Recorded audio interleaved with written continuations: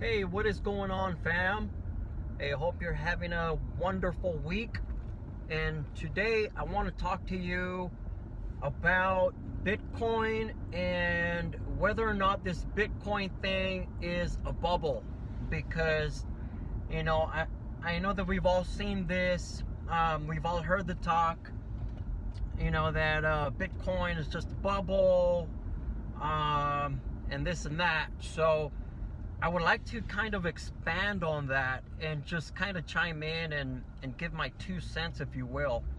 So, in kind of looking at, what has happened in the past, because I'm a big believer that, if we can learn about our history, we can learn about our past, and we can kind of get an idea, we can kind of gauge, what the future holds, right?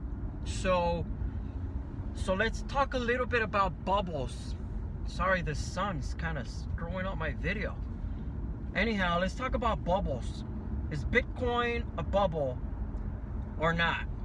So here's my thing, and these are just my thoughts and opinions, okay? Let's just make it clear that I'm just a normal dude.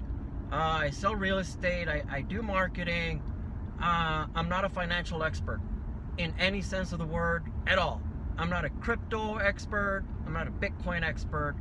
I'm just somebody who's obsessed about it enough that I spend a lot of my time researching it and studying it. So anyhow, is Bitcoin a bubble? Here's the thing with bubbles. Okay, there has been a lot of bubbles in the past in different types of industries. One that can kind of correlate with the Bitcoin phenomenon, is the .com bubble. And this is, a time where the internet was introduced, right? The internet was the new technology. The internet was going to change how we do business, how we communicate. It was going to be a game changer. And at that time, most people didn't understand how the internet worked. They didn't understand what it was, what its purpose was, or any of that. So there was a lot of speculation. There was a lot of financial gurus saying that it was just a bubble. There was a lot of people who had never invested at all, who saw the opportunity and saw the potential to make money with this new technology called the internet, that they were buying stocks that just had, the phrase .com attached to it. In fact, this whole internet thing was such a huge deal that any company that simply added .com to their name, their stock would jump 500% overnight just because they added .com to it. There was a lot of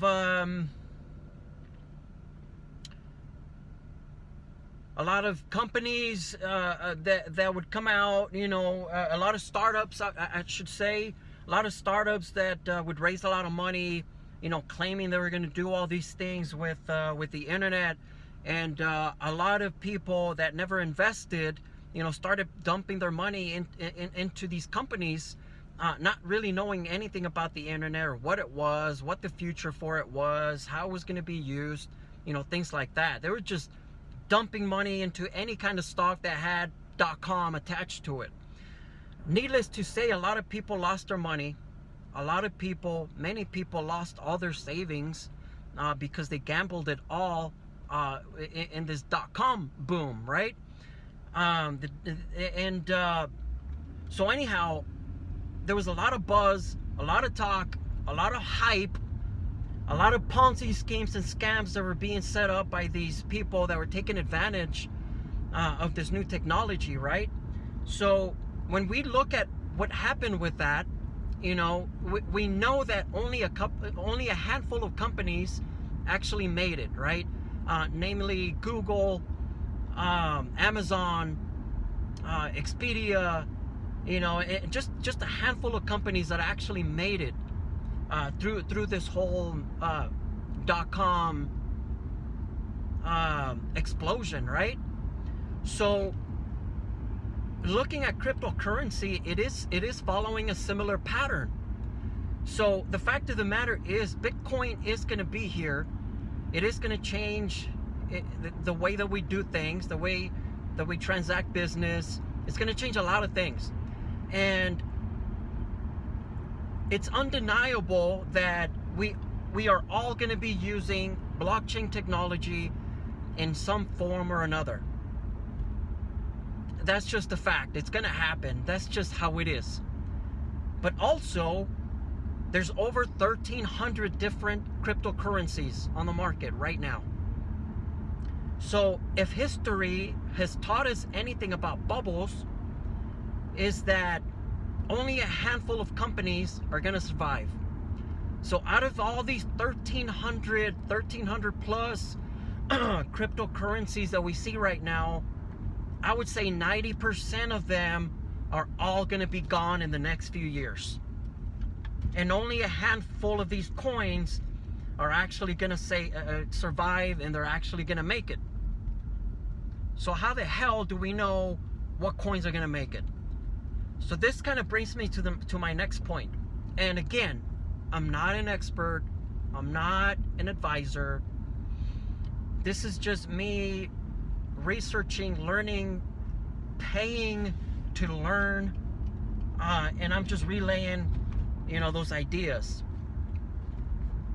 What I would recommend in my approach to this is finding coins that actually solve a real world issue.